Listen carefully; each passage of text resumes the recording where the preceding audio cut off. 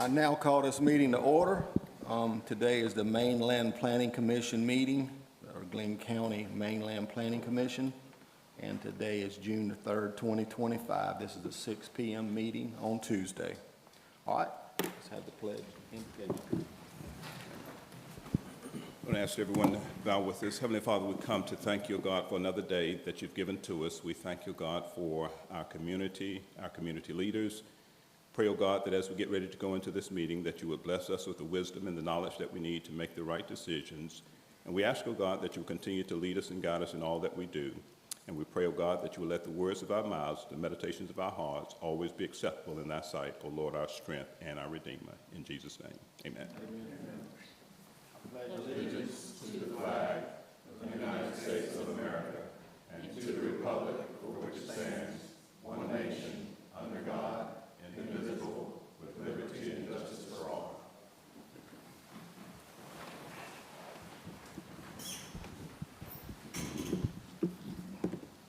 All right, folks, I have to take this opportunity to read the meeting procedures to everyone. The planning staff permits the application request to the Planning Commission during the staff's report. This report evaluates how proposals conform to Glenn County zoning ordinance and other applicable regulations and conforms to the comprehensive plan when applied to zoning matters and ordinances. Applicants shall have the opportunity to present their request to the Planning Commission. It is the responsibility of the applicant to make presentations on request and to address any conditions or factual findings with which they do not agree. The public hearing portion.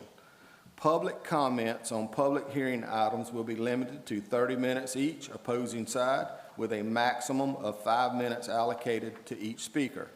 Comments are to be limited to relevant information regarding your position and should avoid being repetitious. If your group has a spokesperson, please allow that individual to present your group's position in the allotted time.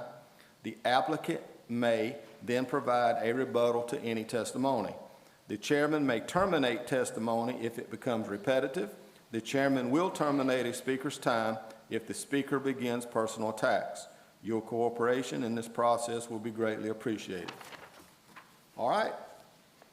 Do we have any Planning Commission announcements? No announcements. Okay. Let's get right to general business. Commissioners, we need to approve the minutes for the Mainland Planning Commission meeting held on May 6, 2025, subject to any necessary changes or corrections. Commissioners. Mr. Chairman, I move to approve the minutes of May 6, 2025 as presented. Okay, I got a motion. I need a second. I'll second. All right, I have a motion and a second. All in favor? All right, 7-0. All right, 1.2 on our agenda item is approve the minutes of the special called Mainland Planning Commission meeting held on May 22nd, 2025, subject to any necessary changes or corrections. Commissioners.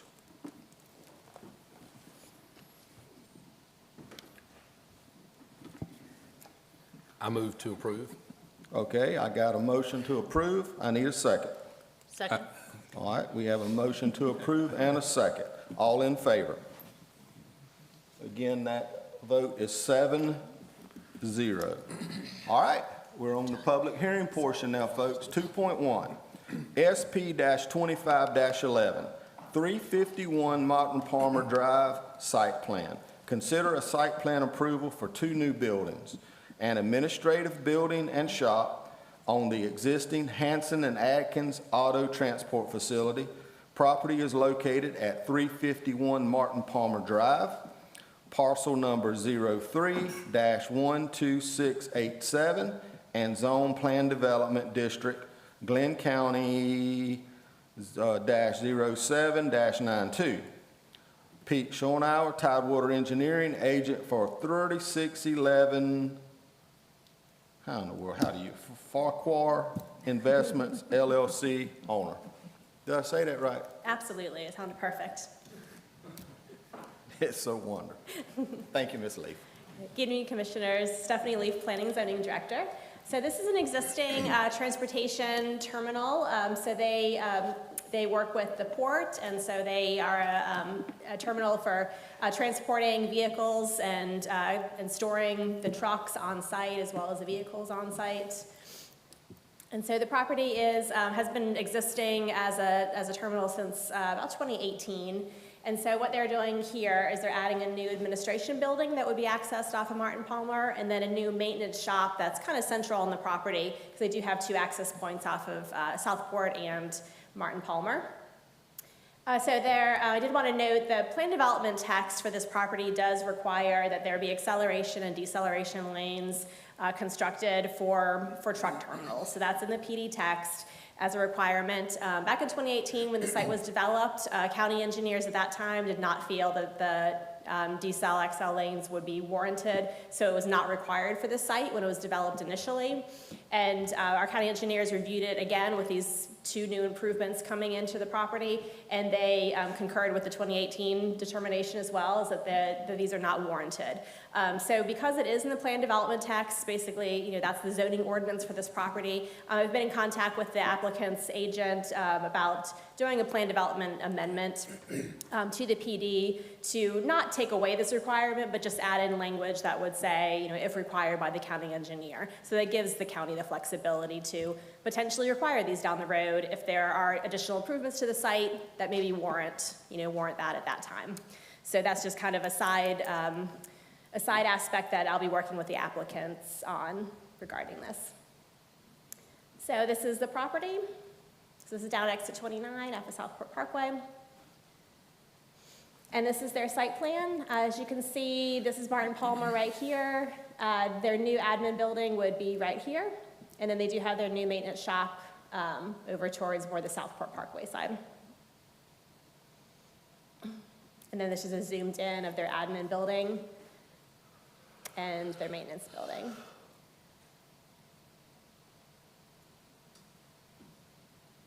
So this is the elevations of their admin building and then their maintenance building. And then just a few sites. This is taken from Martin Palmer looking into the site. There is a older construction trailer that's currently in the area where the admin building will be, and this will be removed for the admin building to be constructed. And this is their existing entrance coming in off of Martin Palmer. And they do have existing type E buffers along this section. In front of the admin building, they will be doing a type E buffer along there. And this is their existing entrance coming in off of Southport Parkway. And this is just their language about the decel acceleration lanes. And then these are your possible motions. And Pete Schonauer is here for this application this evening. I'm happy to answer any questions. Okay, thank you, Ms. Leaf. Commissioners, do we have any questions for Ms. Leaf? I have a question about the PD text change.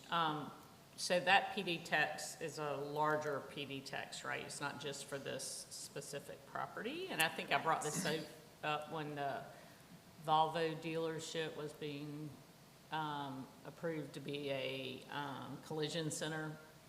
So, Yes, So I think I have a little issue that we're going outside the PD text, and that the rest of the property owners that are subject to the PD text, and I'm not saying anyone there wants an XL or decel lane, but I mean, I just continue to have an issue that we're gonna unilaterally do that without a notice to all the property owners that bought under that PD text and think those rules apply.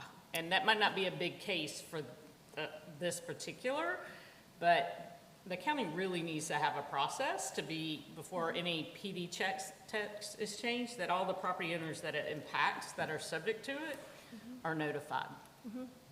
Yeah, and that's a good point, because it is a like a larger zoning PD text. change. Right, it does cover really most of this kind of area off of Southport Parkway.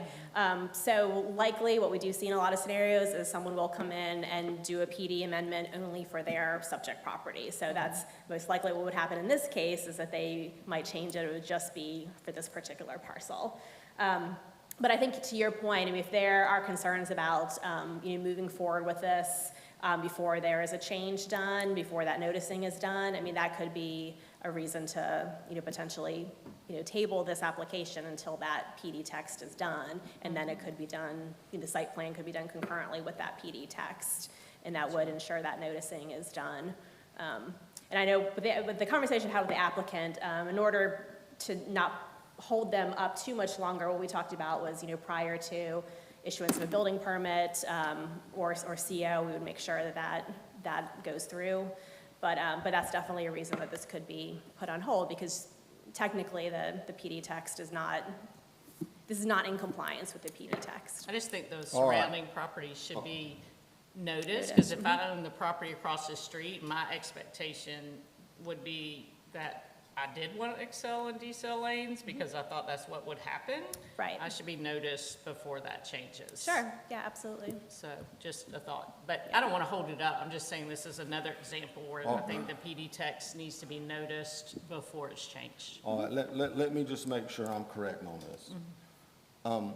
So for whatever reason, the county didn't make the owner put the ACL, decel lane in when they developed that property into a truck facility, a storage, auto transport facility. Okay? So now they've asked to come back and build some more stuff here, which is perfectly fine. I don't have an issue with that at all. But now the county all of a sudden wants an ACL, decel lane. There's not any ACL, decel lanes anywhere to speak of. I'm very familiar with this area. There's no ACL, decel lanes anywhere in this area.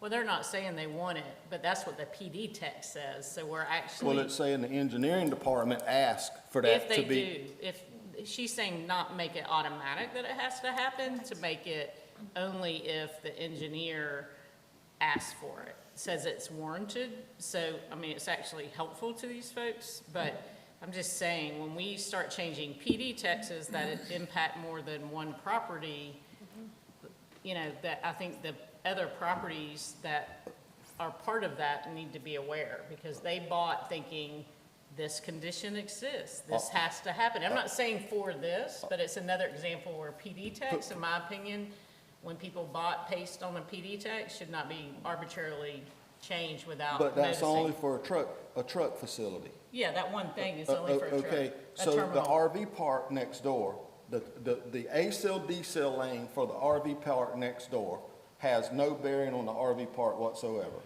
It's not for the RV park. It's not for Mr. Cookson that's got a building right across the street. It's ACL, decel for that piece of property, and Glenn County has an ordinance or a code that says if you have a truck auto transport facility, that you have to have ACL, decel lanes. And then for some reason, it was taken out. I don't think we need to tell these folks.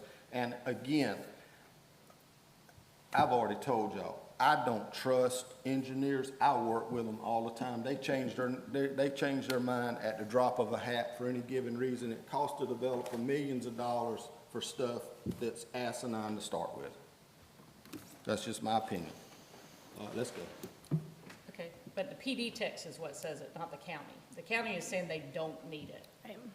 but the county is saying that outside of the PD text, even though the PD text says it's required. So I'm just saying, when PD text, whatever it might be, starts to get changed, I think all the properties owners under that PD text, even if you only change it for that one property, if I own the property across the street, like in this example, and all of a sudden there's tons of semis going in and out, and my expectation was that there should be an XL and decel lane because it impacts the traffic on the roadway, I'd be mad that they didn't make it do it because the PD text says they have to.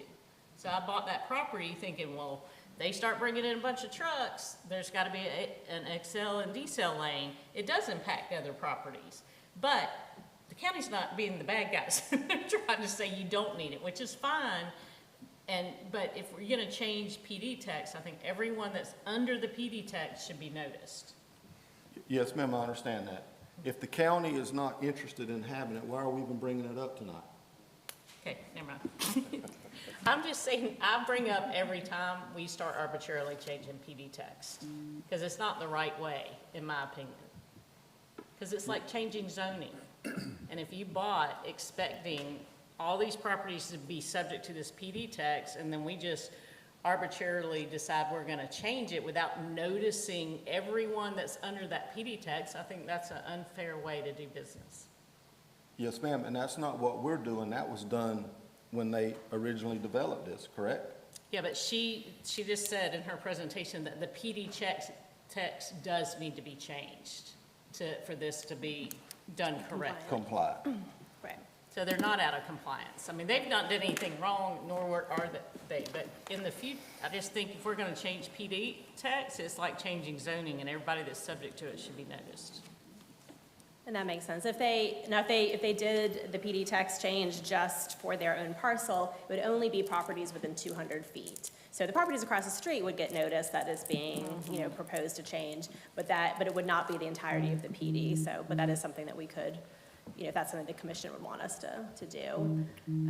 So yeah, as Commissioner New alluded to, it's kind of the same as like anything in our zoning ordinance. Like the staff doesn't have the authority to do something outside of that. It's only if that were to be amended, by the Board of Commissioners with a recommendation from the Planning Commission. So that's the same scenario we have here. As we and actually in 2018, when they submitted their site plan for their original development, they did show the acceleration, deceleration lanes on the site plan, but I believe it was during the construction plan process where that's really where our engineers, dig deep into what those civil plans say, and that's when it was really determined that this is not needed, it's not something that the county wants to be, maintaining, and that decision is the same as what it was in 2018. So it's something that we just as staff, we don't have the authority to not require this. So worst case scenario, if, the Board of Commissioners does not want to amend this, they would be required to put that in. So that's kind of where this would end up. Okay. Any other questions for Ms. Lee? Nope. All right, thank you very much. Okay, thank you. All right, Mr. Pete, I trust you step forward. Good evening, everybody. Pete Schoenauer with Tidewater Engineering. Here to try to answer any questions you might have and ask for your approval of this outstanding site plan As presented. as presented. Mr. Pete, I got one question for you, Sure. and I know I'm putting you on the spot. If we went back and told these owners now, next week, 2 years from now, or 5 years from now, they have to put A-cell, D-cell lanes, how much would that cost the owners of that property? And they were told originally they didn't have to have them. You probably have to pipe the ditch, would be my guess. So we're looking at, easy $100,000. Oh, yes, sir. I was going to say hundreds of thousands. I was going to say between 100 and 150,000. Okay, that's the only point I wanted to make. What's the speed limit on the roads out there? 30 miles an hour? 35, I think. So an acceleration lane. This kind of the move. acceleration lane, that's something DOT used to do. Sort of had a taper, like a 100-foot taper, and they did away with that 15, 20 years ago, probably because it's Yes, sir. unsafe. It's more about sight distance. The deceleration right turn lane would not really function. You know how the tractor trailer, they're making a right turn and they're gonna they're not gonna just hug into a decel lane and then try to navigate that. Yes, sir. Tight right turn, so it's not functional that way, so it wouldn't accomplish anything. Yeah, I don't want one. I just want to make that clear. It's the changing of PD text that I have an issue with, without noticing the properties And then underneath. if we go that route, then I do believe that we have to go through the public notice process, and Is there enough property left out there for another truck stop that this would impact? it'd have to be a small one. So, I don't think there is what I get at, so. But I think to Missy's point, it's more of a county process that she's referencing than this specific agenda item. Understood. But Gary, to answer your question, this is on county highway. If they build another truck stop, they're gonna build it on state highway. They're not gonna build a truck stop. Right. This is really not what you call a truck stop. It's, it's an auto processing center. Correct. All right, Commissioners, any additional questions for Mr. Schoenauer? All right, thank you. Thank you. All right, Commissioners, we got to have a public hearing on this. Y'all ready? SP-25-11, I'm going to open the public hearing portion for this. That's 351 Martin Palmer Drive site plan. Could I get anyone to step forward that's in opposition of this site plan? Okay, hearing none, seeing none. Could I get anyone that's in favor of this to please step forward? Hearing none, seeing none. And we're going to close the public hearing portion. All right, Commissioners, let's have some magic happen. Mr. Chairman, I recommend approval of SP-25-11 as presented. Okay. As presented is with the A-cell, D-cell lane language in? Well, that would require a rezoning on it, and I don't think they're presenting this as a rezoning right now. This is, no, as presented is with no X-cell, D-cell lane, and the PD text they'd have to bring to us and the Okay. DOC later. Is that correct, Ms. Leaf? Yes, that's how we were going to handle that, is that would be handled separately. So the Okay. plans do not show those lanes. All right, I have a motion. I need a second, folks. Second. All right, I have a motion and a second. All in favor?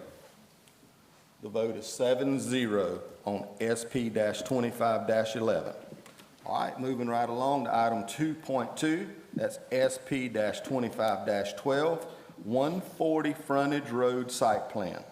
Consider a site plan approval for approximately 46,000 square feet of new office and retail space comprised of 4 multi-unit buildings. Property is located at 140 Frontage Road, parcel 02-00681, and zone freeway commercial.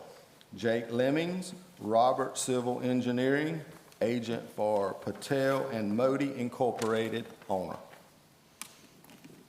All right, Ms. Leaf. Great, so this is a site plan for property on Frontage Road. This is exit 29, it's on Highway 17 across from the Quick Trip. So it's adjacent to what had been Jay's Fish and Chicken, which is, I think it's called JB's Fish now, and then Zaxby's would be the next business that's down on Frontage Road. And so they are proposing 46,000 square feet of new office and retail space, and there's going to be 4 separate buildings is what they're proposing. So this is the property right here. This is Frontage Road, which is public right-of-way. The traffic light is further down, so the Quick Trip is kind of right across the street, and the traffic light is further towards the interchange. And then this is Brampton. It's currently unimproved. It does back up to residential subdivision. So, as I mentioned, this site is currently unimproved, and they do have a mix of retail, office, commercial uses. A couple of their buildings that they're proposing, they're really kind of proposing it as like flex office space is how they've defined it. And so there's a couple just concerns that staff has that I have talked with the applicant's representative about, just to ensure that everyone involved in this project is very aware that this is a freeway commercial zoned property, and there is a limited number of uses that are allowed. Basically, the idea behind freeway commercial is the uses that are allowed in FC zone property are, would meet the needs of a traveling public. So it's, retail, commercial, hotels, restaurants, gas stations, travel stops, all those kind of things. And just the way some of these are developed, I had some concerns that there could potentially be like mini warehouse storage uses that would be here more than what the FC zoning is. And so we've had that conversation, and everyone that's part of the applicant team is aware of what can be placed there. But here's just a list of the different freeway commercial uses that are allowed. And so right now, what they are showing, they are showing that there would be, office, which is allowed, and then restaurant, commercial, retail. And then here's their site plan. So just to orient you, this is Frontage Road right here and Highway 17, and this is Brampton. And then they have two buildings kind of fronting frontage, and then they have these two buildings that would come off of Brampton. And just a zoomed in. And as I mentioned, the residential area is kind of in the bottom, below the bottom of the screen. There is a very large drainage ditch here, and I think it's a 50-foot buffer, natural buffer that's out there. And so here's some of the elevations for the buildings that are proposed. So their front facade does show, kind of the, glass doors and windows, that's more of that storefront. And then the rear would be a warehouse door, and an access door. And so they do show on some of these floor plans that there would be kind of a small office here, and the rest could be, a storage or warehouse affiliated with the business.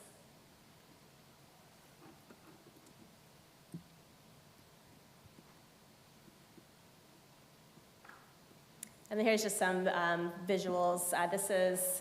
You're standing basically on Frontage Road at the intersection of Frontage and Brampton, looking out towards Highway 17, so that's a quick trip across the street. And this is looking east along Frontage, you're looking kind of back towards Zaxby's and McDonald's down on Frontage. As you can see, it's all unimproved currently. And then here's the intersection. This is Brampton that kind of heads back here. And here's JB's Shrimp Shack, which is the business that's there now. And then these are your possible motions. And Mr. Lemmings from Robert Civil Engineering is here for this application. All right. Thank you. Ms. Leaf, I know this was noticed properly. How do we not have tons of people from Royal Oaks here?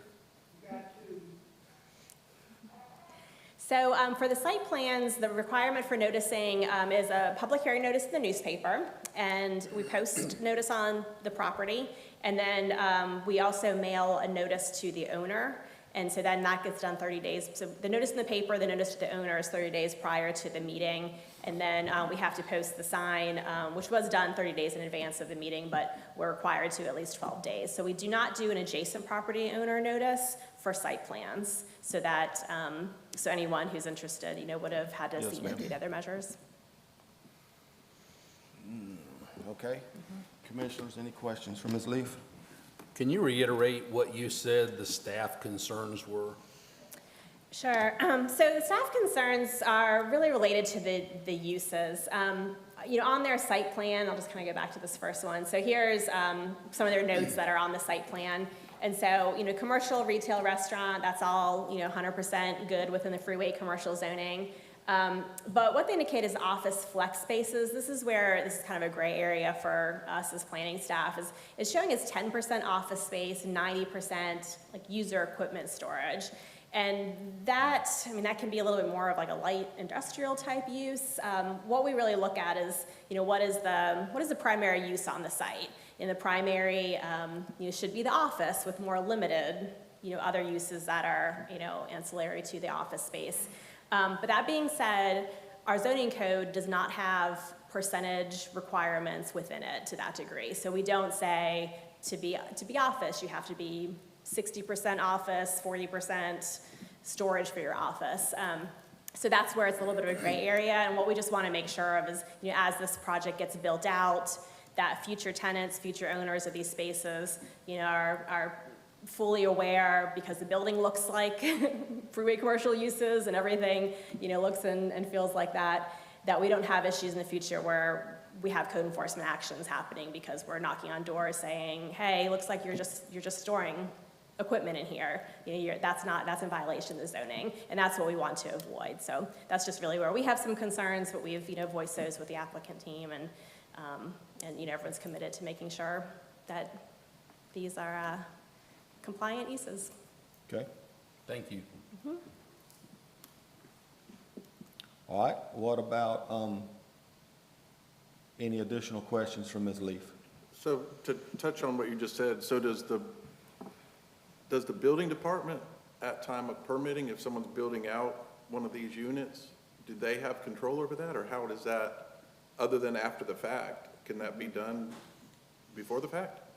So yeah, we would be reviewing that at the building permit stage. That's really probably the first, either that or when someone's applying for an occupational tax certificate, we also look at what is the use that they're stating they're going to be doing in the property. But we will look at that at building permit stage. So all the planners have, a planner will have a review for every building permit that comes in.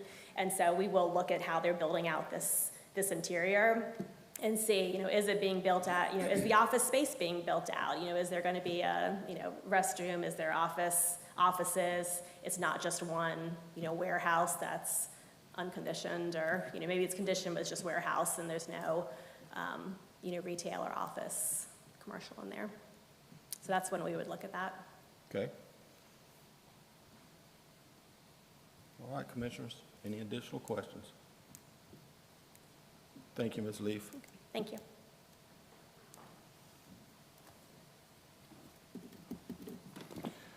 All right, Mr. Jake Lemmings. Yes, sir. Jake Lemmings, Robert Civil Engineering. So I'm going to scroll back to the site plan here, and I can speak to the uses as well. So obviously Stephanie and I have been speaking, and I've relayed the concerns that the staff has to the client. And so their plan is they're working on getting a few users locked into leases here coming up. So the plan is to reach out, and I've already provided Stephanie's information to the client. They're going to reach out, provide the specific user that they want to sign a lease with on this property to make sure that it's in compliance. That way everybody's aware early on in the process the user is coming to not have to wait to the building permit to hold up any kind of CO. So that's going to be worked through as users come for each of these sites. And the internal, of the building, it's a shell right now. So we provided that because that's what we had from the architect at the time. But it's being worked through on what the actual build out of the internal is. So for uses, that's kind of what I can speak to there. What does the owner anticipate is going to be in these buildings? So What would the owner like to see in these buildings? So what would be, like you think about the, like an HVAC user, having an office space, but having a place to be able to store some of their daily material, potentially a pest control business, any kind of contractor, whether it be landscape, roofing, pool contractors, a UPS, FedEx, kind of anything like that. Okay.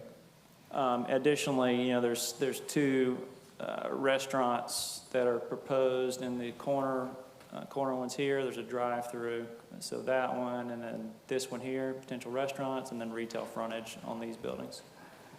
So we're definitely aware, the client's aware, and they want to work with the county to make sure that they don't sign a lease with someone that gives them an issue later down the road. So everybody's going to be working together through this process for sure. They're just trying to lock in, get some potential folks to see who is actually they're going to be leasing these out to before that meeting actually happens. So that's kind of what I can speak to on uses. And I'll go through a couple other things, and I'm happy to answer any more questions on that. So I know buffer is obviously a big thing on any property, especially when you're commercial, abutting residential. So as a part, I believe it happened when the zoning went through on this property, which I was not, involved in. It was, I believe, in the early 90s, a long time ago. And it was written into the deed. Actually, it's not in the zoning, but it was written into the deed that there's a 50-foot required buffer from the residential to the internal of the property. I'm trying to get this mouse to work. So from the property line here, which is the abutting residential, a 50-foot undisturbed buffer. So that will remain. Additionally, there's a ditch in this area that we're going to extend to utilize for the pond. And as part of a master drainage plan out there, this pond is. But we're going to be expanding it as a part of this project to help alleviate the runoff downstream as well. So just to help with that flow. And then also there's an existing fence right now that runs up along this ditch. My theory is that that whenever they were digging this ditch in here to construct all this, they probably just went in and put the fence in. But there is a fence that runs through a portion of it to about right here. It doesn't continue. I'm not sure if there's any fence along the residential, but there is a 50-foot undisturbed buffer to remain, and then the 40-foot drainage easement. So we're 90 feet from the face of from the back of the building to the property line. These buildings here are you know, the office frontage with the roll-up doors in the back, and then these buildings here are front-loaded, so you got the office and then the roll-up door side by side. So there's no you know, folks going to be back here unless they have to get on the sidewalk for any kind of, you know, emergency exit from the building, anything like that. And with that, that's pretty much everything. I'm happy to answer any questions you have. Mr. Lemons, I do have a couple of questions. So the 3 buildings that are in the front, they're going to be identical, but this last building in the back, that's going to look totally different. It's going to be a similar type building. These are just going to have these are going to have your doors in the front, your main entrance doors, and then a roll-up door in the back. Whereas due to the drainage, existing drainage easement and buffer that's out there, we can't access this from the back. So it'll be a door and roll-up door on the front, side by side. Okay, so the roll-up door would be facing the front. It would be on facing these. the street, not the folks in the back, not the residential. Right, right.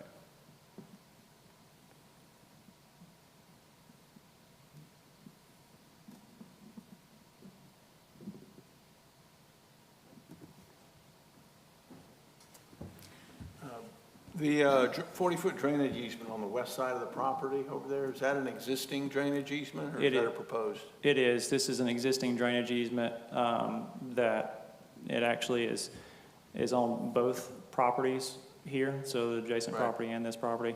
And it was for the future plan, so whenever they constructed this, they put in a temporary ditch in here. And then in the previous drainage plan, it speaks to it about whenever this, and that actually this portion of the pond was never taken into account with the existing pond downstream. So extending this pond is only going to provide additional support downstream. But ultimately, this was done so that the existing pipe system on Brampton here can be piped down within this drainage easement and then connect back over to the ditch that was always planned to be relocated in this existing drainage easement here. Thank you. Yes, sir. I do want to go back to the elevation drawings. Mm-hmm. Did you have, can you go back to that? Is that after this stuff? Yeah. Okay, there you go.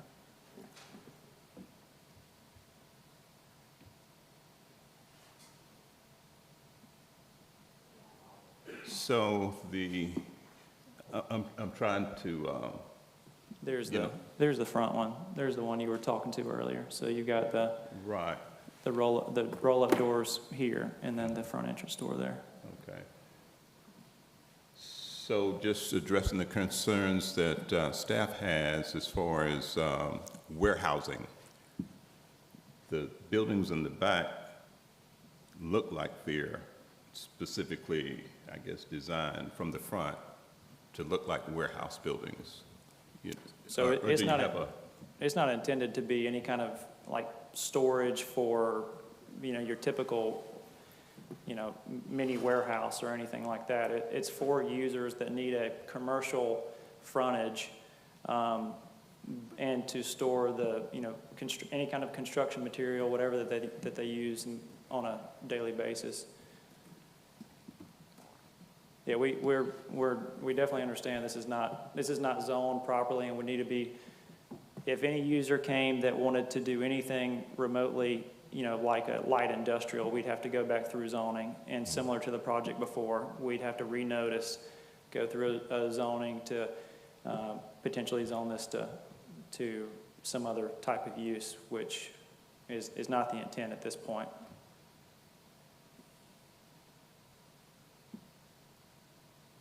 Mr. Lemons, you lucked out on the rezoning tonight, because if you rezone anything there, people from, I have a long history with the folks from Royal Oaks. Yeah. I am so surprised this courtroom's not slap full of people. I heard about the hotel and all of that, so Yeah, I understand. I'm shocked. Yeah, and that's one reason we actually did a thorough as a part of this project. I know it's not required at the site plan phase, but we actually, the client went ahead and they've done a lot of due diligence on the property, and one thing they went ahead and did was a thorough drainage analysis on the site beforehand. So setting grades, figuring out that this pond does work, determining the outlet control structure, making sure the existing 36-inch pipe downstream, which is within that residential development, does work. So that analysis was done because we understood that from talking with county staff and the drainage engineering department that that there were concerns with the hotel site, so we wanted to make sure we had all of that accounted for coming into this meeting. Yes, sir. All right, commissioners, do we have any additional questions from Mr. Lemons? Yeah, I wanted to ask him a couple questions. Yes, ma'am. I have experience with renting to landscapers on shopping center type property, and I can't see them, maybe if it's used for just their office, because I can't see them storing landscaping trucks and landscaping materials. We have to get onto ours all the time about getting all their gravel and their dirt and stuff out of our parking lot. But anyway, just heads up on that. I also noticed that you only have 2 small dumpster corrals. There's a very small one in this corner, and then this one right in the middle. Right, yeah, so right now we are proposing 2.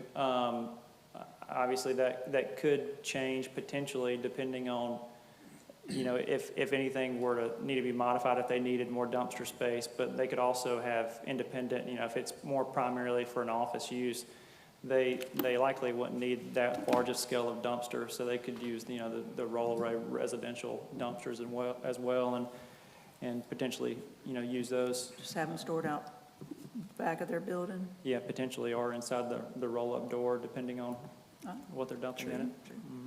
All right, thank you. Yes, ma'am.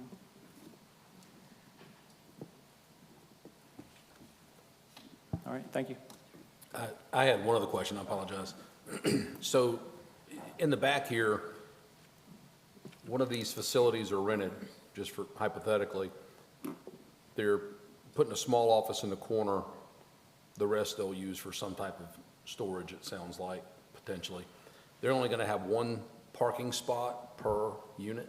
So, no, right now, we have these spaced out based on just utilizing the roll-up door, but technically you could fit, and I did this math, let me look, you could fit, I believe it was 33, you could fit 33 more parking spaces. Just if we were to actually come in here and hatch all of these out, you could fit 33 more parking spaces in this area.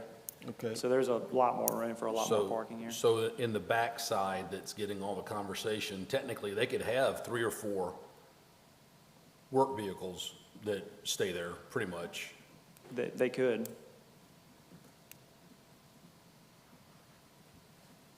Thank you. Yes, sir. Mr. Lemons, just for clarification purposes, and Ms. Leaf may have to answer this question, how many parking spaces are required by the county for this?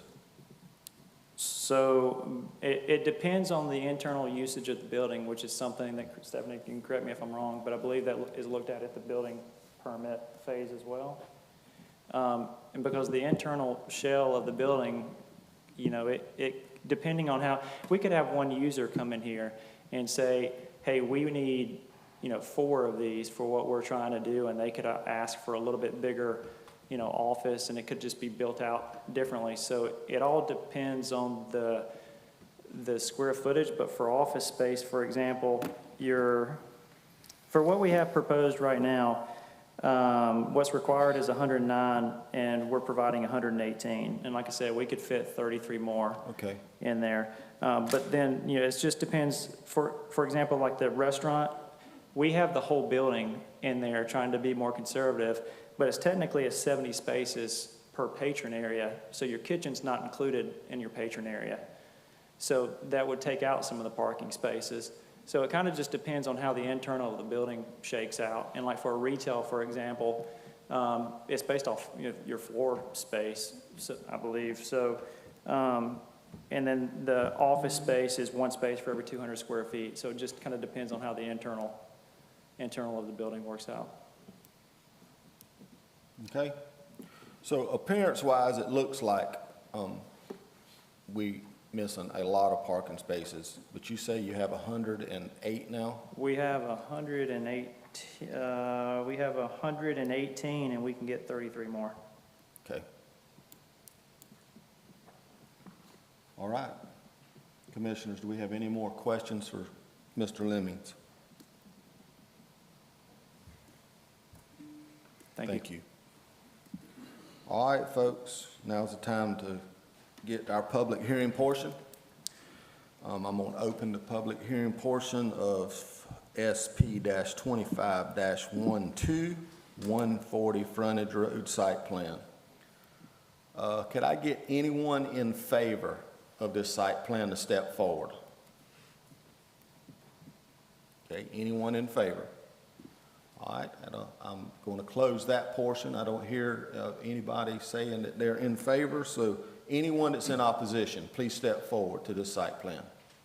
Tell us your opposition.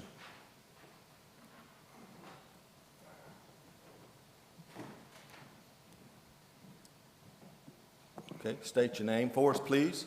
My name Tell- is Bill Harvey. I live in Royal Oaks, Please tell me Mr. Harvey, please tell me your address also. 133 Regal Road, Yes, sir.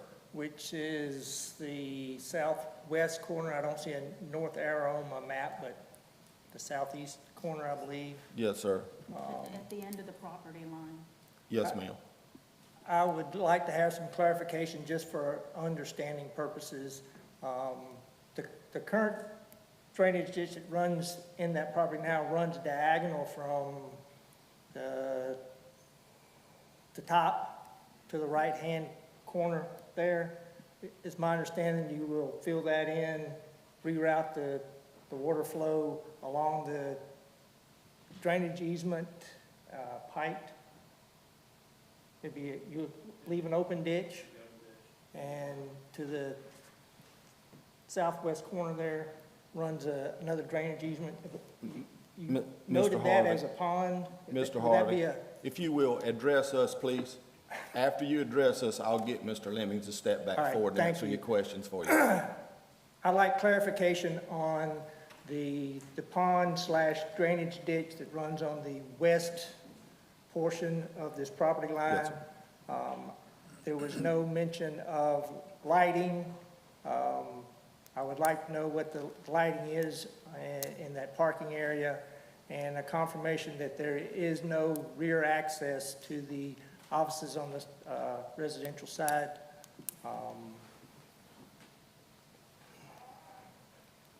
Those are my concerns. Yes, sir. Okay, is that it? Yes, Is this Mr. and Ms. Harvey? Yes, I'm Marisa Harvey, Okay, and my concerns are traffic. Frontage road is very narrow, and we already have problems with traffic, with trucks parking. I can't remember if there's an access on the JB restaurant side, but there's only one other access in front of McDonald's, and the traffic backs up there tremendously, especially in the summer. And that looks to be like at least 14 businesses without the storage units. And I don't believe frontage road can handle that much traffic. In addition to the storage, if that's small industrial equipment, I just think it's going to be too congested. yes, ma'am. Okay, is that all the concerns you have? For right now. Yes, ma'am. All right, Mr. Lemmings. Thank you very much, Mr. and Ms. Harvey. Mr. Lemmings, step forward and address this for us, please. Happy to. He is correct. So the drainage ditch does right now, it goes through the property like this, if you follow my mouse. And then it continues over to here. And at this point is where the pond calculations actually start for the downstream, the drainage, which goes behind the Zaxby's, it goes behind the McDonald's, behind the new hotel site. And then it conveys through another ditch, and it eventually goes through a 36-inch pipe before getting to the ditch that outfalls to the marsh. or to the river. But ultimately, this ditch was always planned, and it's spoken to in the drainage analysis. And that's one thing I was speaking to earlier, is that the pond calculations stop here for taking on the water from this whole site. But what we're doing is we're helping downstream even more by making this pond even larger. But yes, the plan is to do what was originally planned with the preliminary drainage analysis, relocate this existing ditch and put it here in the drainage easement that was already in place, extend this pond that starts here, and by pond that starts here, it's just a wider, it's a dry pond is what it is. It's a dry pond here, and so it's going to be a continuation of the dry pond up through here, and ultimately this pipe system that's just two low points over here that's catching some of this roadway water is going to be piped down and connect over to this where it was going previously, to this pond. So hopefully that speaks to the drainage, but ultimately we're going to extend it. It's going to be within the drainage easement that's out there, which matches the original plan, but we're just expanding it to make it larger and function better and help downstream. Yes, sir.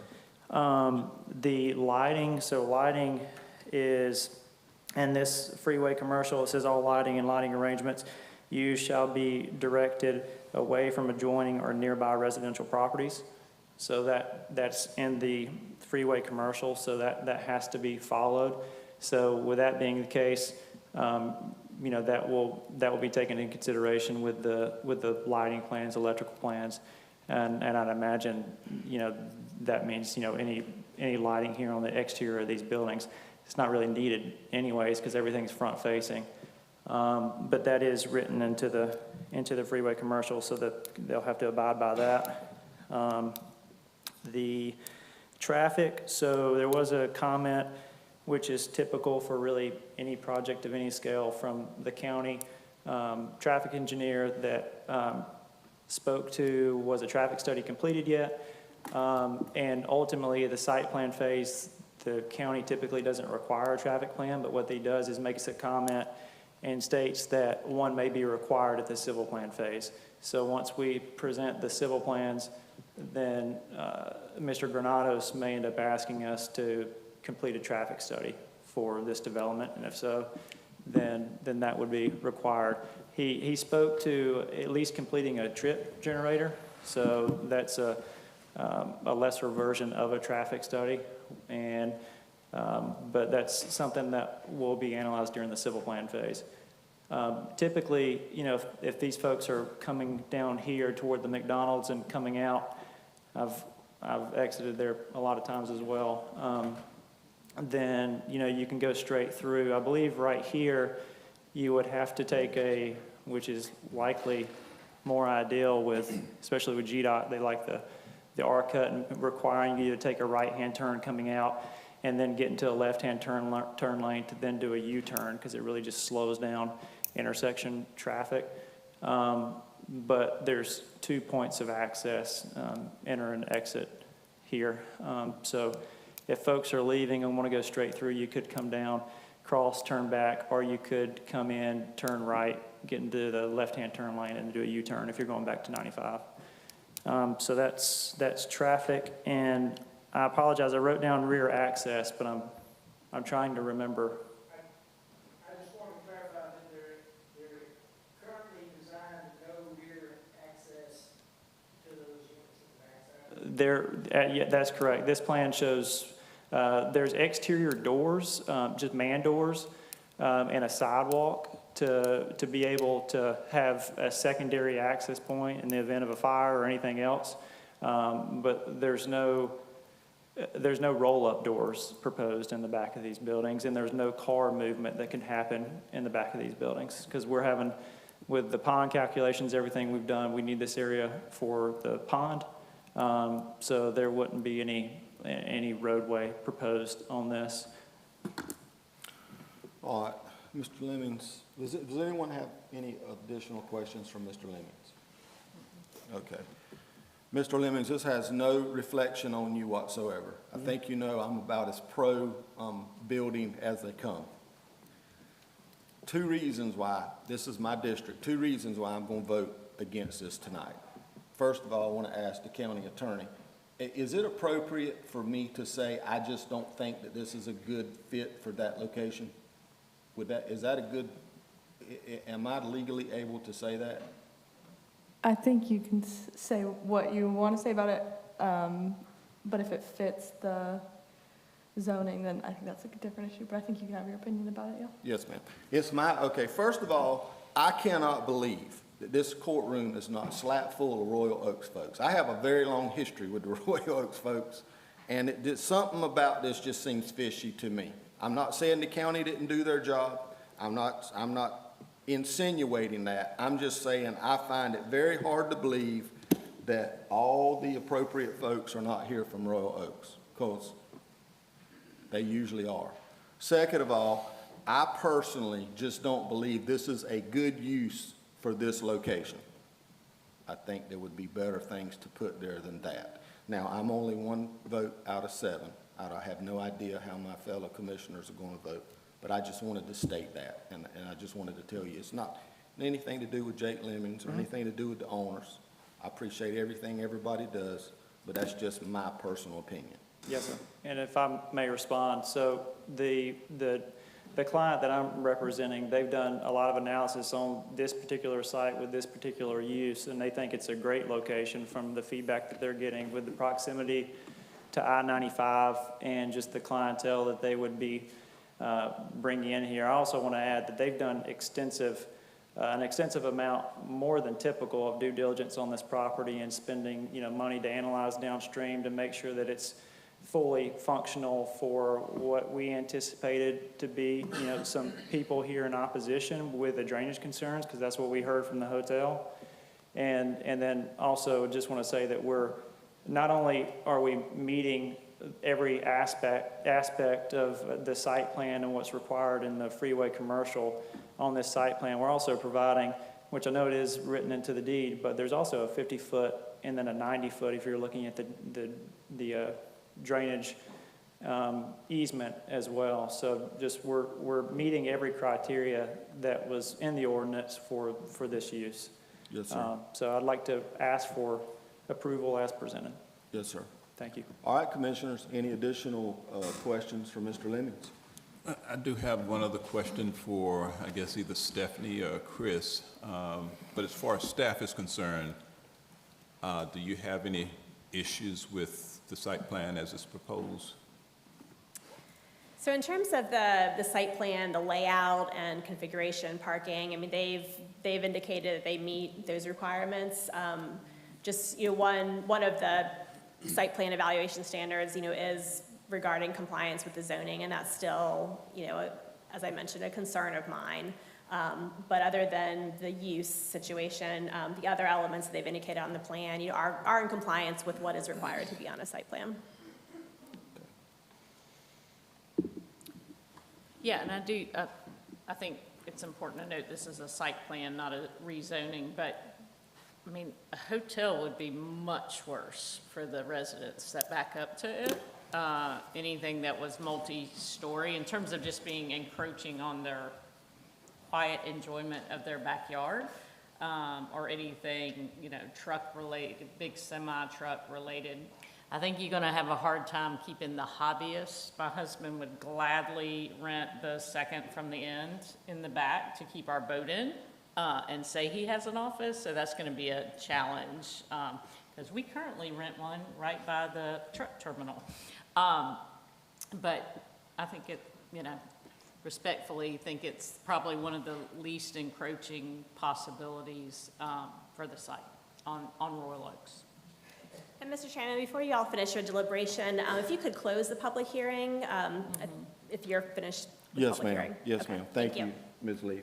I'd like to close the public hearing portion now. I'm sorry? Yeah, would anyone else like to step forward to speak in opposition? Okay, I thought that was all we had. All right, commissioners, let's discuss it. I have a quick question, and Mr. Lemmings, you can stay seated for this. Is this going to be phased or just one push? It's going to be, right now, the plan is Sorry. Sorry. So right now, from what I've heard, the plan is to build it all at once, Okay. which obviously that could fade, that could change, and if so, we'll show the phase line in our civil plans. Okay. Thank you. Yes, sir. All right, any additional questions? If not, commissioners, we need to open discussion and start talking about some kind of a motion. Just a comment, Mr. Chairman, on what you mentioned earlier, and this is a problem I've had sometimes with seeing site plans.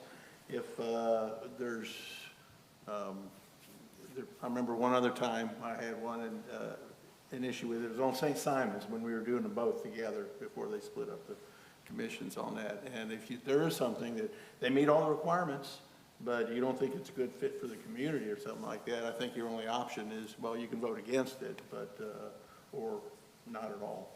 Or we do have to have four votes one way or the other. Yes, sir. For this, as it goes. Yes, So, sir. All right, commissioners. All right, I'd like to move to approve SP-25-12 as presented. I'll second. Okay, commissioners, I have a motion and I have a second. All in favor? All right, that is 6. The vote is all opposed is 1. That's going to be 6-1. Motion passed 6-1. With vote right in opposition. All right, let's move on to site plan -25-13, Mission Property Site Plan. Consider a site plan approval for a 270-unit multifamily development, including parking, clubhouse, amenity areas, associated infrastructure at 4002 Mission Circle, partial 03-02082. Property is on Planned Development District ZM 4776. Jake Lemming, Robert Civil Engineering for Mission Capital Square LLC owner. Good evening, Christopher Carey, Glenn County Planning and Zoning. Before you tonight, we have a site plan for a multifamily development. Here's the site, located along Capitol Square Drive and I-95. So this was a previously approved site plan back in 2023. It is currently presented as it was back then. So this is a development with 16 units per acre. It is proposed at the maximum developable units. Parking is at 1.5 spaces per, and it is approved, or it is providing over what is required. Here's the site plan. And this is a zoomed in version. There are quite a few units on it, so it is in 2 different pages. So again, here's the zoomed in version, and this is the northern portion with the amenities. And here's a larger version of your overall site plan.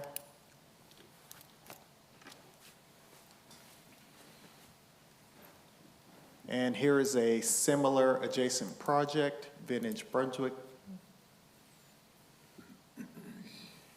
And these are your possible motions. And we do have Jake Lemmings on behalf of the owner as well. That is all from staff. Thank you, Mr. Carey.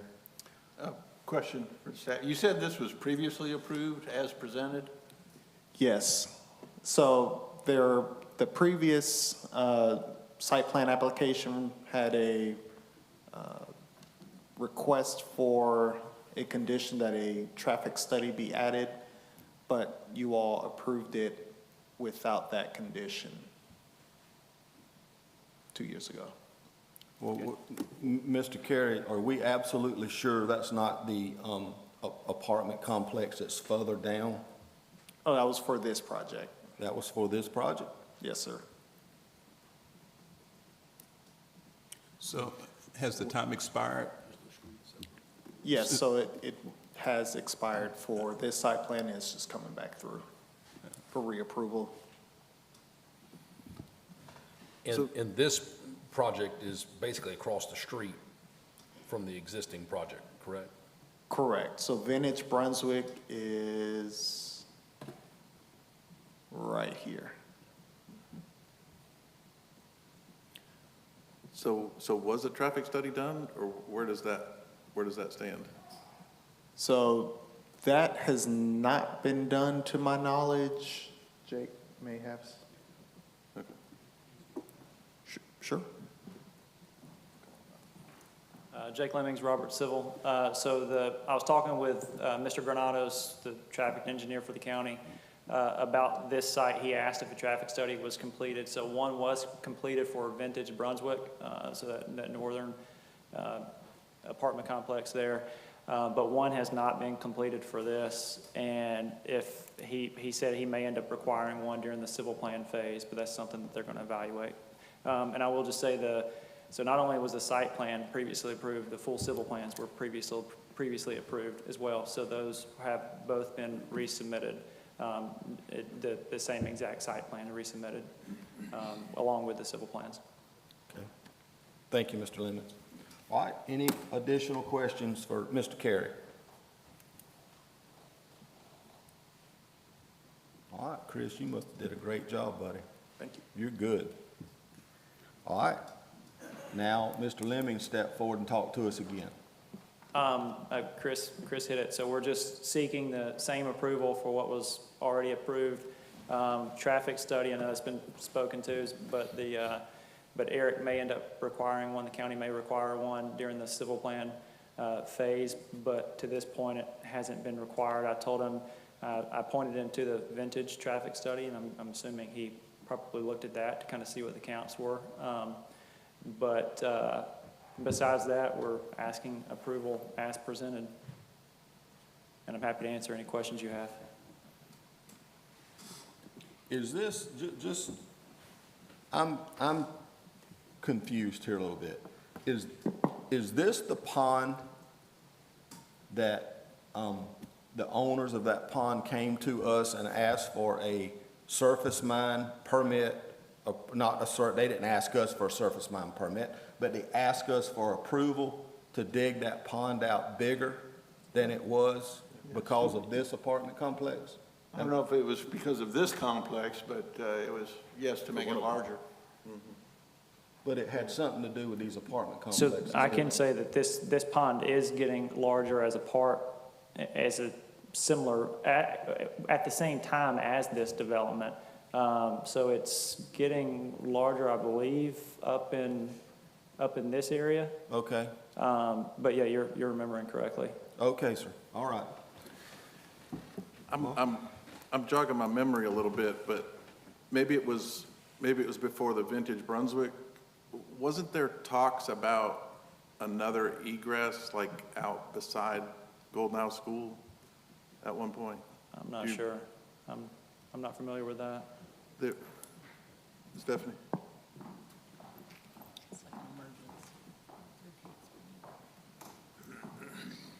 Yeah, what you're referring to, we did look at potential secondary access that would go either, because of residential subdivision, it may not have been the best fit through that subdivision, but could it go, by that school? And I think that at the time, whoever was working on that at the time, I think approached the school district, and it wasn't something they wanted to consider at that time, but that's been several years, so that's, I'm not sure if that would be a discussion, worth bringing back up again with them. Okay. Wasn't there an emergency access through Kate's Bounty, or it was considered, or, I can't remember.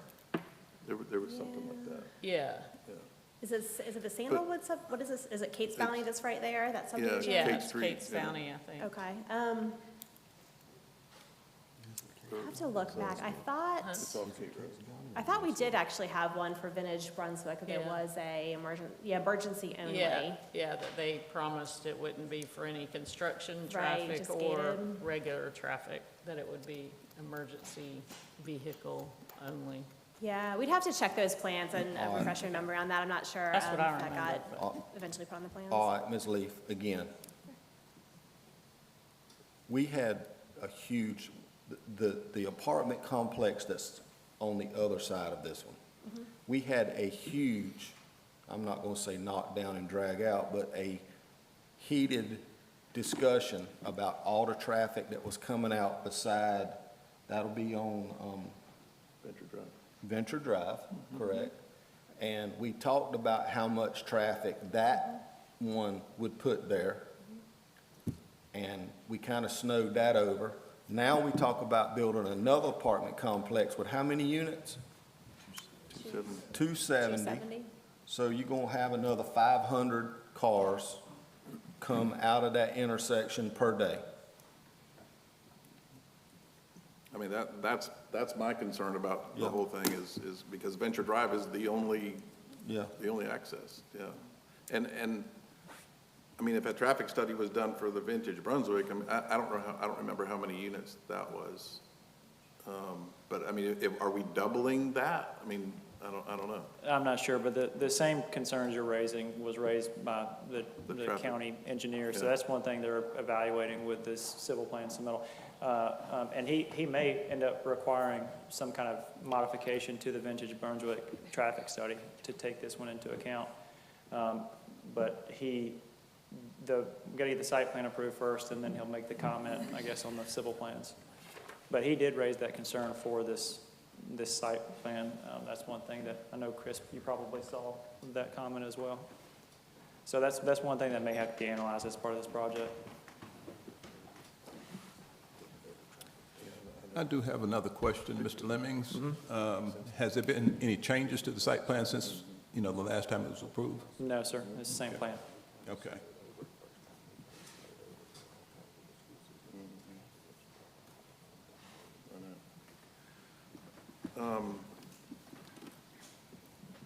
I think when we approved it before, my recollection, I don't know if it was this one or the one that's already completed, was we had a discussion around if there's a traffic study done, and normally a traffic study would recommend things like excel, decel, turn lanes. I want to say that the county staff said there's no possibility of that on Venture Drive, where it comes out onto Perry Lane.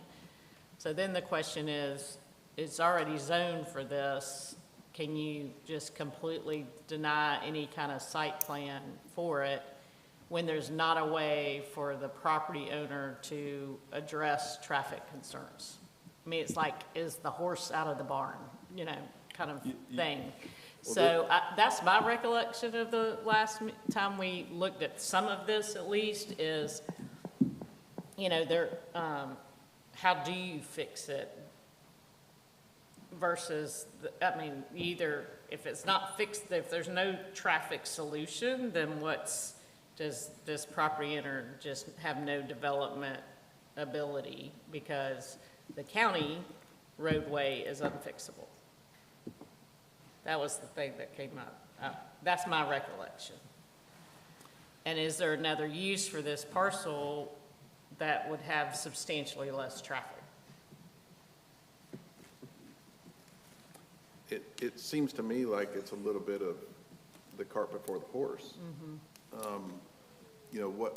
We don't know what the traffic study may say, so are we, do we approve a site plan without knowing what the traffic study is gonna say? I mean, should we, Be contingent on it, or? or do we defer this until the traffic study is completed?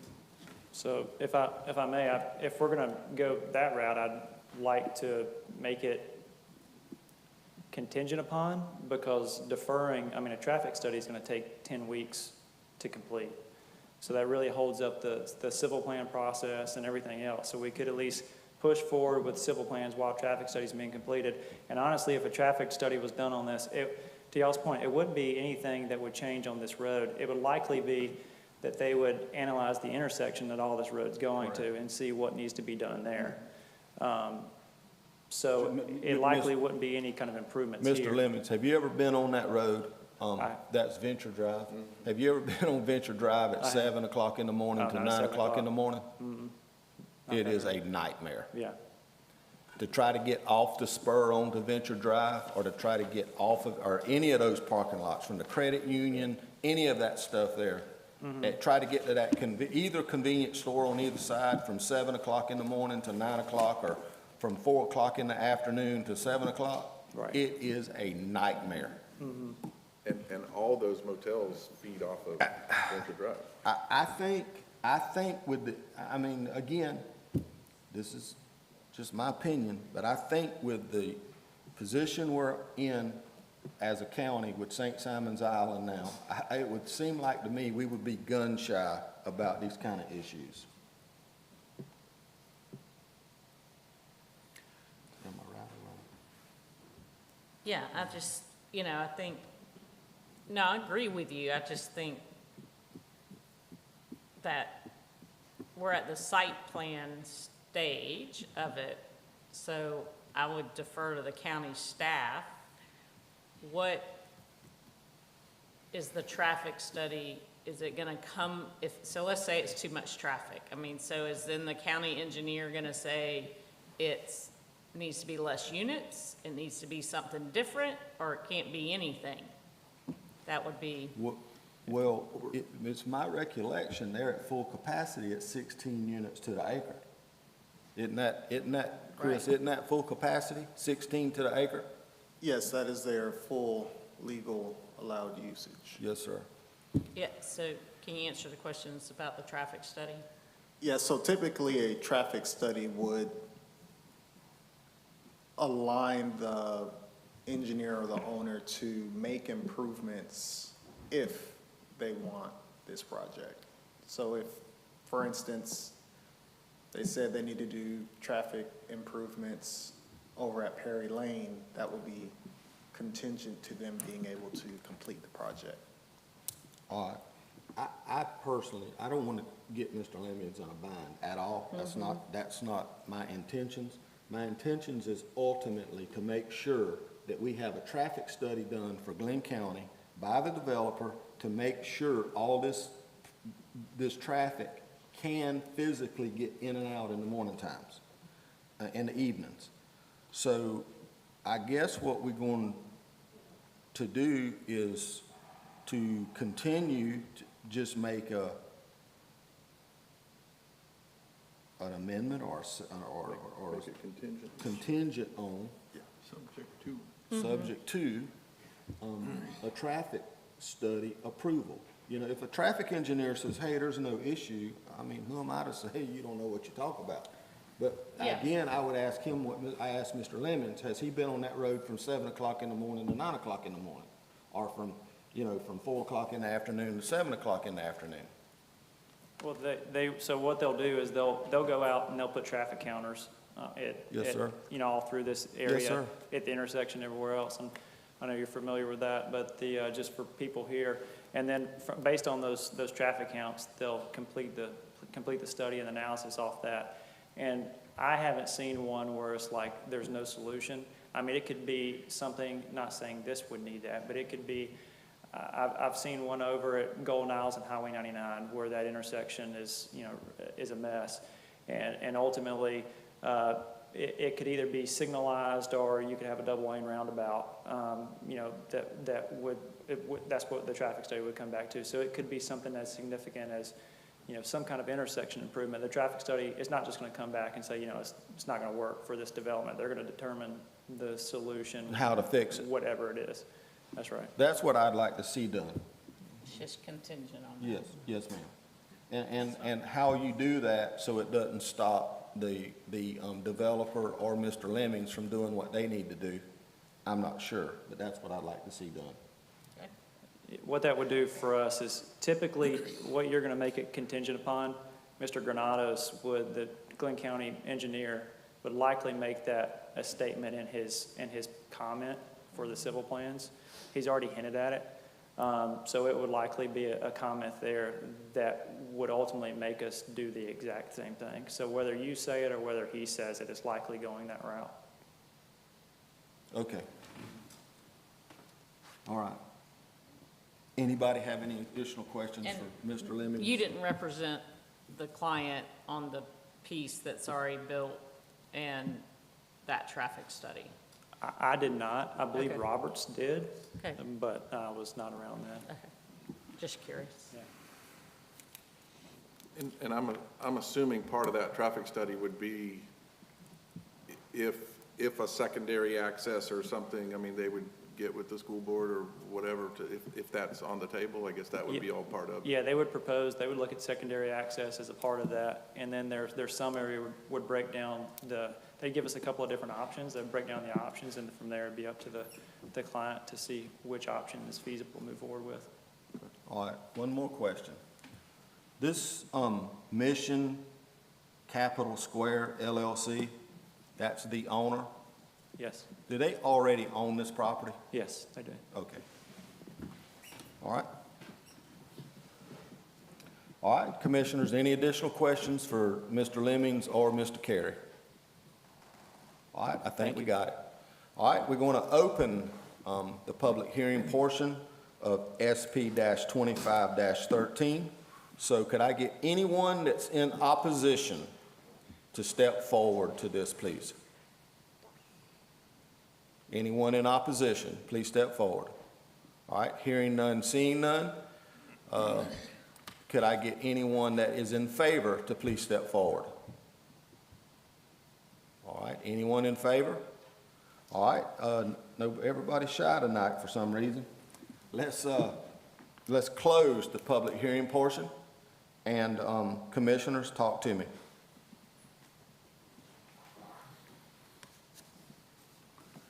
Mr. Chairman, I would like to make a motion that we approve SB 2513 Mission Property Site Plan contingent on a traffic study being completed. All right, I have a motion. I need a second. I second the motion. All right, I got a first and a second. All in favor? All right, all in favor. That vote is 7-0 in favor. Six. Oh, I'm sorry, 6-0. I'm sorry, 6-0 in favor.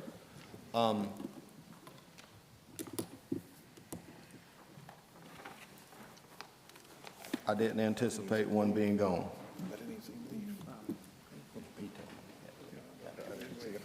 All right, folks, we got that done. We're at 2.4 on our agenda. That's ZM-25-8, ILA 1423 Union Hall rezone. Consideration of a change for a rezone request for approximately 7.17 acres from freeway commercial to highway commercial to allow for the development of a union hall. Property is located at 2688 Highway 17 South, parcel 02-00902. Good evening, Christina Wright, Senior Planner. ZM 25-8 for ILA 1423 Union Hall is a request to rezone from freeway commercial to highway commercial to construct that Union Hall at a property located at 2688 US Highway 17 on approximately 7.17 acres. The site is currently vacant and undeveloped. This is an image of the site, of course, in red. As you can see, the property's proximity to not only Highway 17, but also the I-95 interchange as well. Here is the zoning map. You can see here, once again, the current zoning is freeway commercial. Here is the character area map, classified as Southwest Glen, which is described as an area expanding in commercial development due to its proximity to Highway 17, I-95, as well as the port. Here's an image looking east from the right-of-way just in front of the property. Here's an image looking west towards the I-95 interchange. Here's an image looking north into the undeveloped property. Here's an image looking south across 17 towards the existing commercial development. Here is the site survey and the conceptual plan indicating the general layout, the approximate square footage, as well as the parking. And these are your possible motions, and I'm happy to answer any questions. The agent for the applicant is here, Ms. Green Cobb, as well as representatives for the owner as well. All right, I have a question for you. Just a few weeks ago, maybe two, may possibly three commission meetings ago, put the, there you go. The piece of property that's down at the bottom, isn't that the property that we zoned and gave approval to Mr. Fendig to build a car wash there? That's correct. Is that correct? Okay. All right. Commissioners, you have any questions? We go back to where it shows the road, no, like, shows the frontage road layout, sorry. Oh, yeah. So will this property be able to, will this frontage road that runs in front of that gas station and that's to the east of it, will it be carried through so that this property can access, get to the traffic light? Yeah, that property, that piece has been conveyed, so that is now county right-of-way. So the road will be connected? So Ms. New, you're asking from the proposed car wash back toward the QT, you're asking if that road would be paved and maintained by the county through there? Yeah, so that they can get to the light that is between the pallet and the QT. Yes, ma'am. So this is the portion towards the car wash, not, it doesn't go up towards the QT. So it would go east towards where the car wash. The big red block, right? Yeah, And the QT is to it's to the west, just to the west. left, which is the west. So will the big red block have access to the QT's parking lot, access to that? Will they be, I think, ma'am, the question is. can they get to the stoplight? Yes, ma'am. I think the question is from the Fendig proposed car wash all the way down to the red light, which is past the QT. Was there connectivity made all the way from there to that red light? When they rezoned the QT and did the QT? Yeah, it's my understanding it just goes to that portion. Yeah, so I think what might answer the question, and this is something that, because this is a rezone, this is not a site plan, they will have to do site plan when they come in for their building, before they come in for the building permit, but we do have an interparcel connectivity requirement between commercial properties, so that may be, where that answer is that there would be an interparcel connectivity requirement unless the planning commission decides that that's not required and you have the authority to not require that. But that would be a connection, well, that could be a connection point, but the issue is there's, I think, a very large drainage ditch though, right between those properties. So that would be the hardship there, is that, if there was not a drainage ditch and these properties just abutted each other, then there'd be interparcel connectivity like we have in other commercial areas.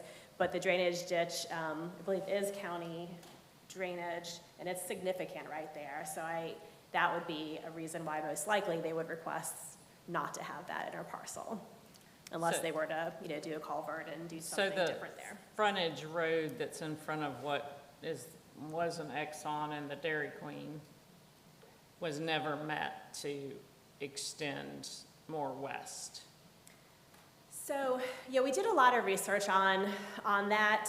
So recently where the classic clean car wash was, their plan development text required their frontage road to be dedicated to the county. Now that frontage road extends really to, I guess it'd be the east. So basically the extent of it is from like this point on this property through this property that goes to Annie Tossinson Road. So that frontage road dedication to the county requirement extends all along this property along 17, not, not the other direction. And that was a requirement in there in the PD text for this property. That's why it's there. It was not required over in this area. Okay. Gotcha. Right. Yeah, and I 100% appreciate why they want to be here. Just thinking about traffic flow. Because I assume the frontage road going to the east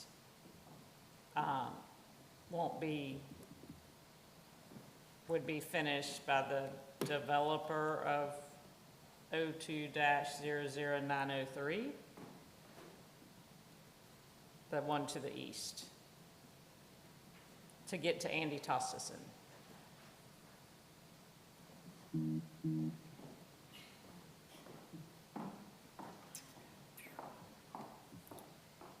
So at this point, we haven't, we don't have any submittals, from the owner of that property for development on the property. So we're not sure, what those development plans may look like. But all I can really speak to is, the plan development text for that area does state there needs to be a frontage road dedicated to the county. Dedicated and built. The county won't build it. It just says right-of-way dedicated to the county. So Okay. That's all the PD, that's as far as the PD text goes. Now, how the county would interpret that or during the development process, if there's something different, but that is what the PD text says. It's just right-of-way dedicated to the county. Got it. Thank you. All right, do we have any further questions for county staff? All right. All right, could we have the agent to step forward for the property? Good evening. I'm LaTasha Green Cobb, and I am the representative for the estate of John Hopkins, and that is Ms. Munchison as the personal representative as it relates to ILA 1423. Okay.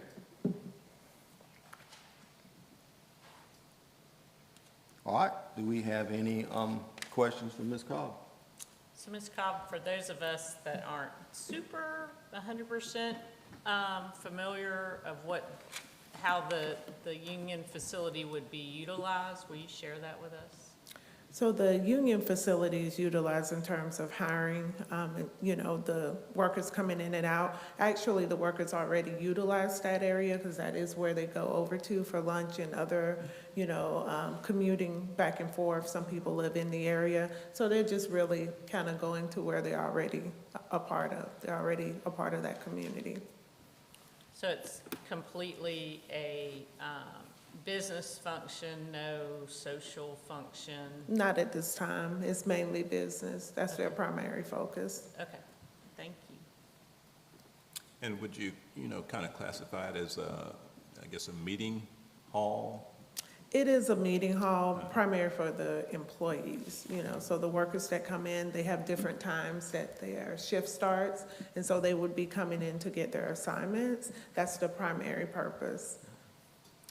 And would they still all individually drive vehicles to the port facility, or would there be some kind of group departure, I guess, or group transport? So many of the employees or contractors, they do come independently. However, if we need to make some accommodations in order to deal with whatever the traffic concerns would be, we would do that. When we spoke with Mr. Granados, what he told us preliminarily is that we needed to look at a traffic memo, and so we've already prepared that in preparation for the site plan. As of right now, we're just focused on going from freeway commercial to highway commercial. How many union members per day would use this facility? In excess of about 300. 300. And I'm assuming that's 24/7?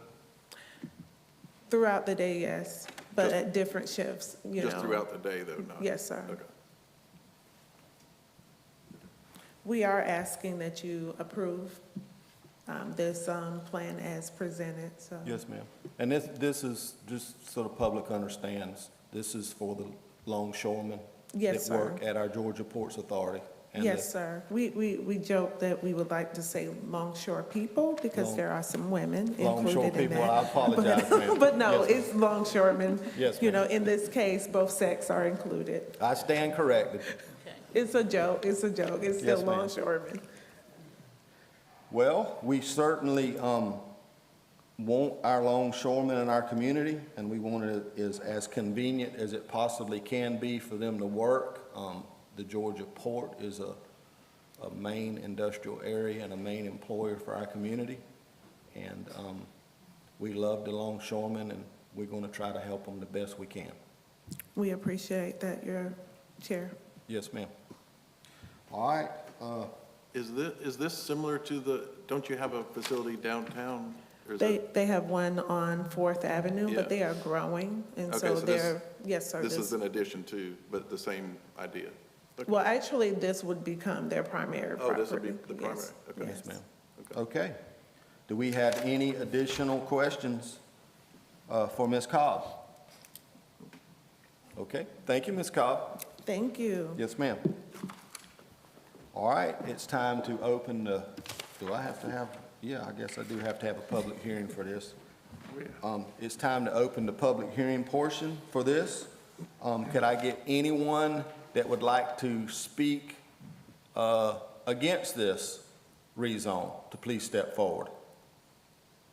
All right, anyone in opposition? All right, hearing none, seeing none. Do I have anyone that would like to step forward in favor of ZM-25-8? Okay.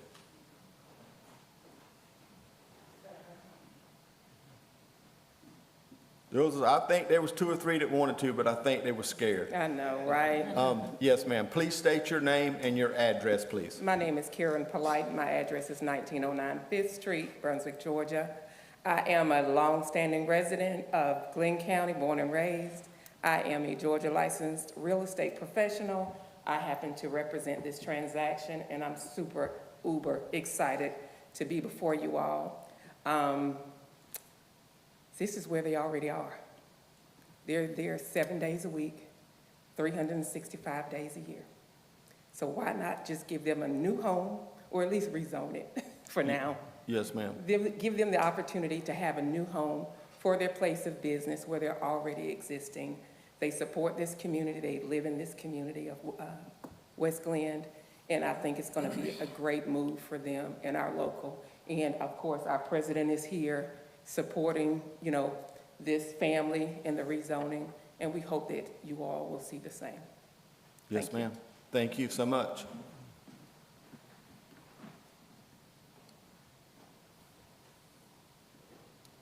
All right, anyone else like to step forward to speak in favor? All right, I'm going to close the public hearing portion. Ms. Cook, Ms. Cobb, I apologize. I have one more question, ma'am. When do they anticipate building this building and developing this property? Do you have any kind of time frame? Latasha Green Cobb again. But yes, sir, it's going to be towards the beginning of the year 2026. Okay, yes, ma'am. All right. That's the only question. Any other questions for Ms. Cobb? Thank you so much, ma'am. All right, commissioners, we've done our public hearing. Is there any discussion? If there's not any discussion, we need to make a motion. Mr. Chairman, well, I think the staff mentioned it, but going from freeway commercial to highway commercial is a down zone in Yes, this sir. case. Very good use for this property. Yes, sir. I'd like to recommend approval of ZM-25-8 as presented. I think that's a very good motion. I'll second that. All right, I have a motion and a second. All in favor? The vote is 6-0 in favor. All right. I need a motion to adjourn. So moved. All right. So we are adjourned.